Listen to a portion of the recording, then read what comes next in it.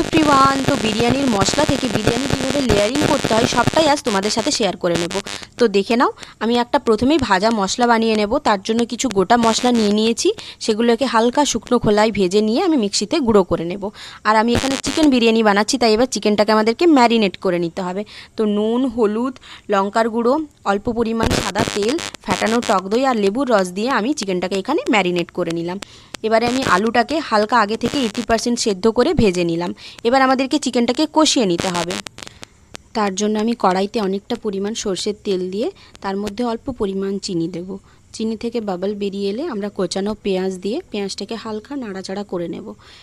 পেঁয়াজটা ভাজা ভাজা হয়ে এলে আমরা আদা রসুনের পেস্ট, শুকনো লঙ্কার গুঁড়ো, কাশ্মীরি লঙ্কার গুঁড়ো আর ম্যারিনেটেড চিকেনটা দিয়ে আর হলুদ গুঁড়ো দিয়ে ভালোভাবে আমাদেরকে কষিয়ে নিতে হবে। এখানে একটা পার্ট আমি স্কিপ করে গেছি, ভাজা মশলা দেওয়া।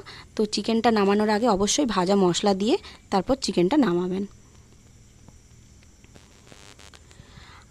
আচ্ছা, এবারে বিরিয়ানির লেয়ারিং করব আমরা।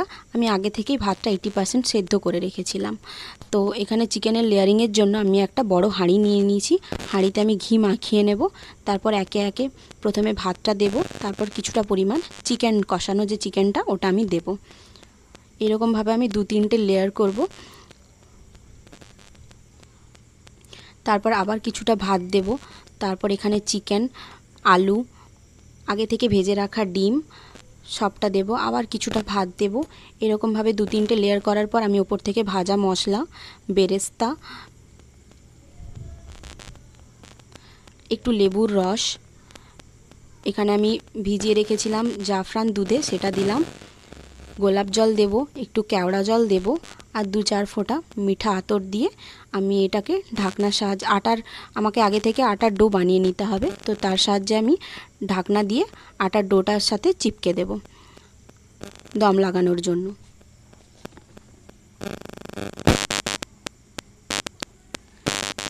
মিঠা আতর যদি কেউ না পছন্দ করে তাহলে সে স্কিপও করে যেতে পারেন। এবারে আগে থেকে আমাদেরকে দম লাগানোর জন্য একটা হাঁড়িতে জল ফুটতে দিতে হবে।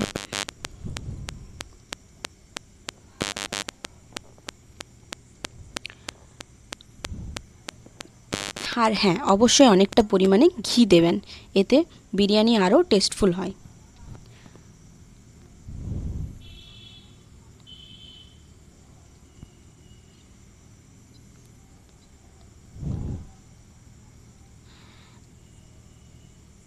তারপর জলটা ফুটে ফুটে এলে আমরা যে লেয়ারিং যে বিরিয়ানির হাঁড়িটা সেটা আমরা বসিয়ে দেবো ওই জলের ওপরে। তো তারপর আমরা প্রায় আধ ঘন্টা মতো দম হতে দেব।